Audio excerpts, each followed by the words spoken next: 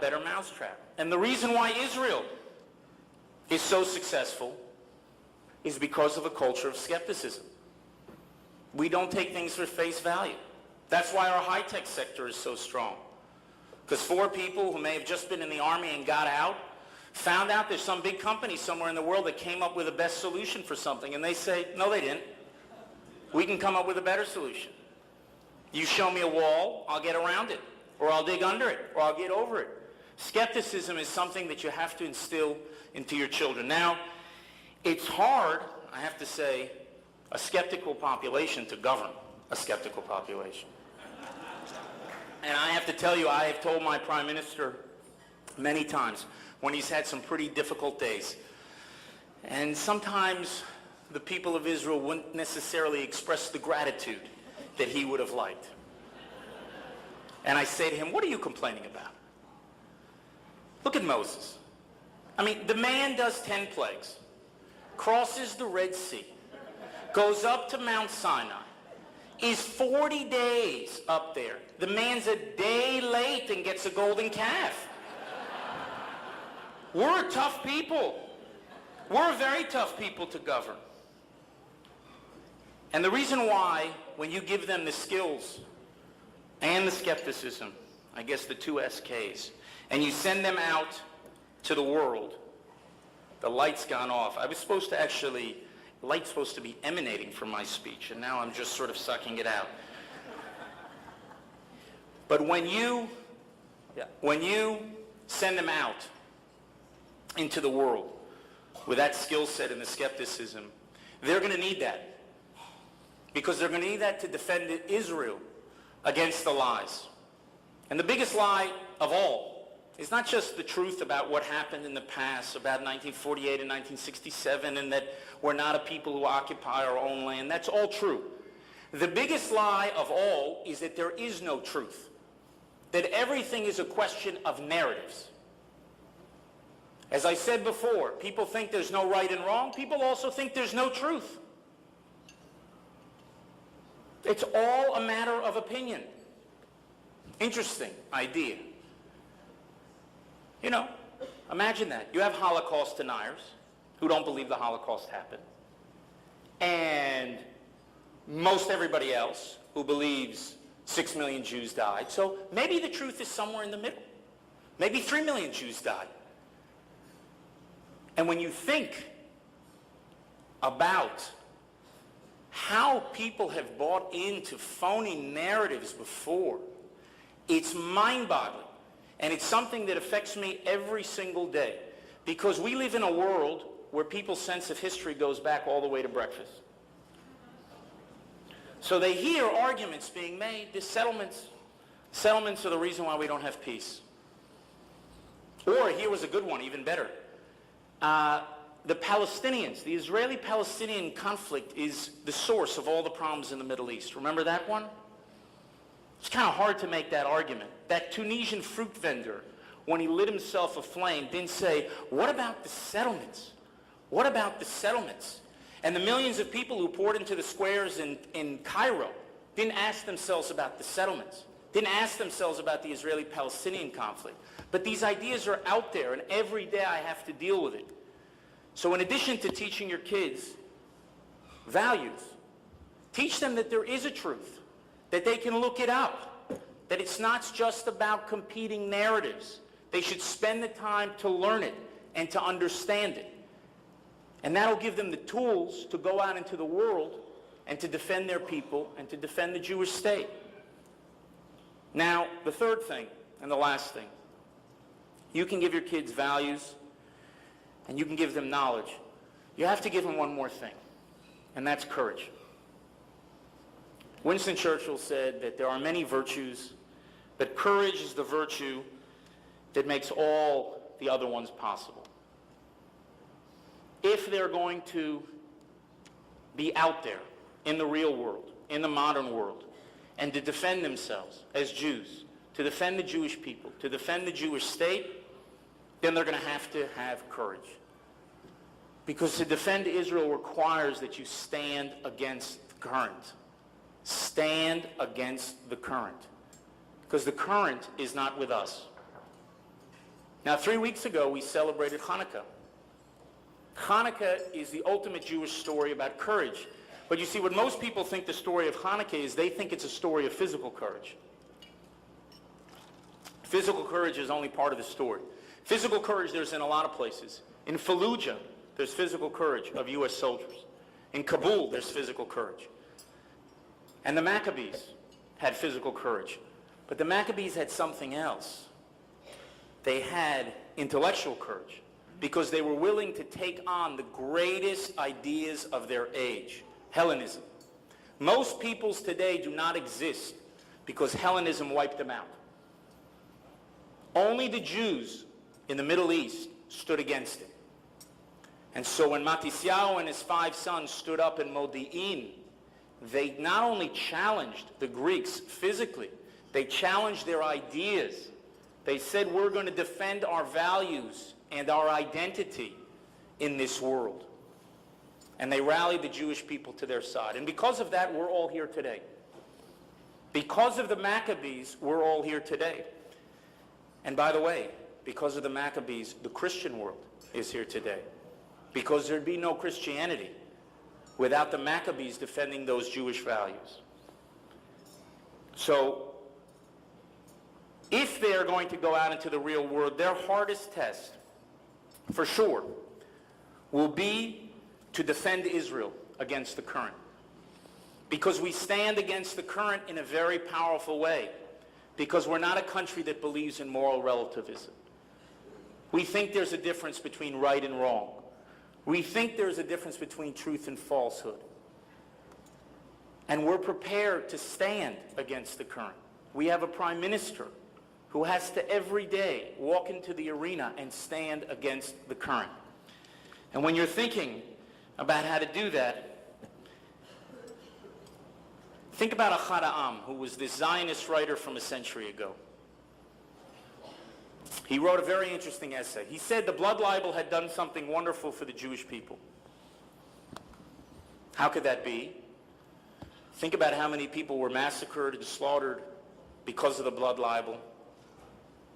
How many people were expelled from land to land because of this calumny against the Jewish people? But he said, no, I'll explain to you.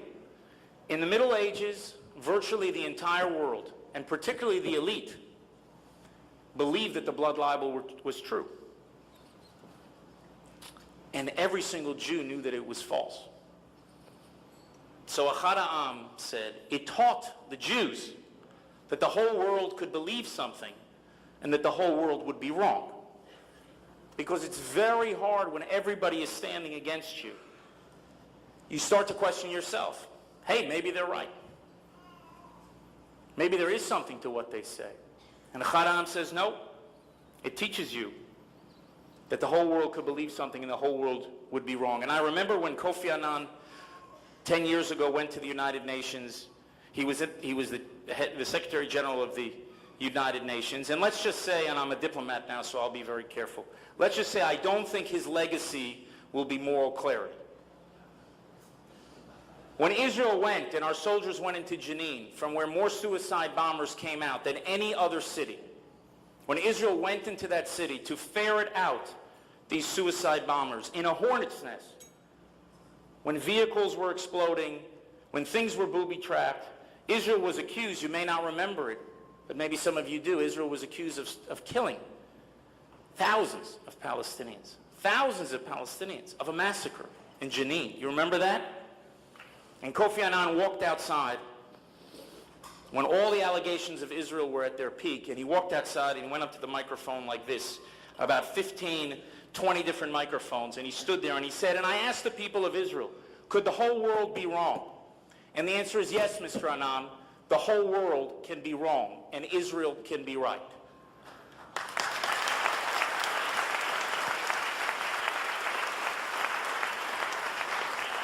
Now, let me finish.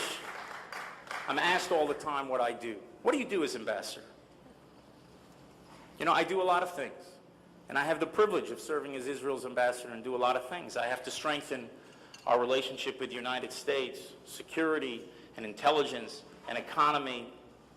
I go down to Congress, the administration, I get to go out to cities across America.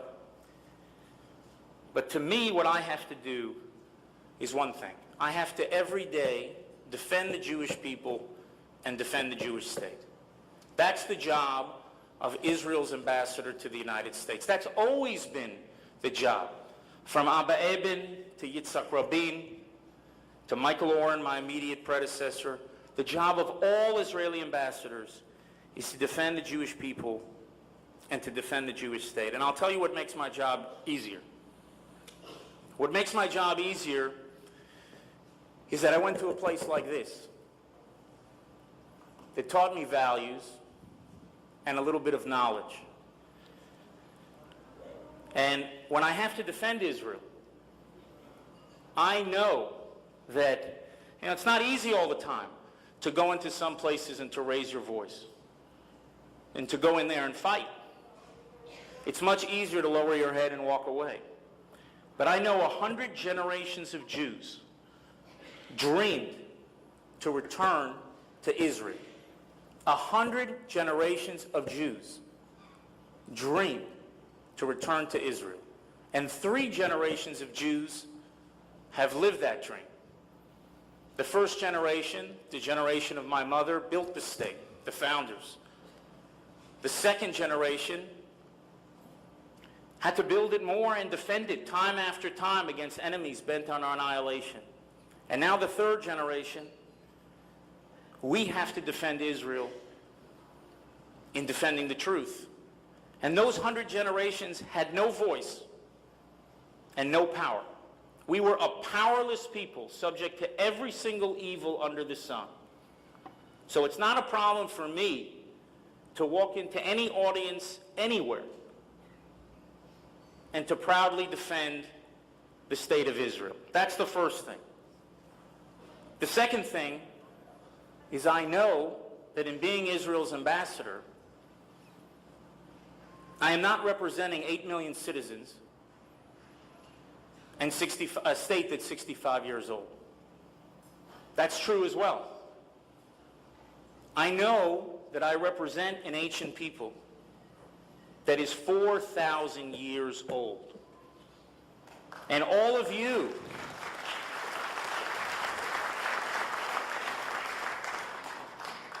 we are all the children of Abraham, Isaac, and Jacob. And when you go in the world, in your own neck of the woods, and you defend Israel, never bow your head. Hold your head up very high because of what you represent, because of all those generations who come before us. And I know as Israel's ambassador, I not only represent the Jewish state, I know I represent the Jewish people. And finally, there's one thing besides values and knowledge. In this job, you have to have courage. And for that, I have one person to thank. My greatest teacher. She's sitting over there.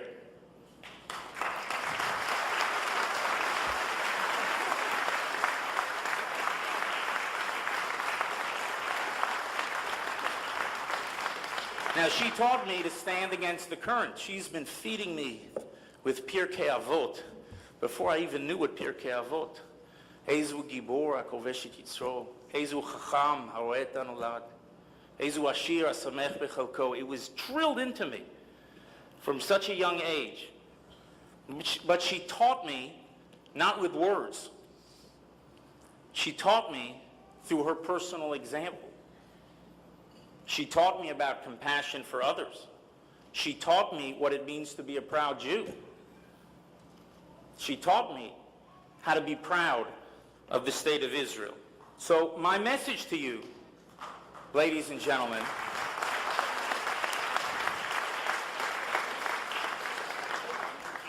my message to you is that if you want your children to grow up as proud Jews, if you want your children to be proud of the state of Israel, you be proud Jews. You be proud of the state of Israel. Don't just tell them to be proud. Show them that you're proud. Ladies and gentlemen, stand tall, stand proud, proud of the Jewish people and proud of the one and only Jewish state.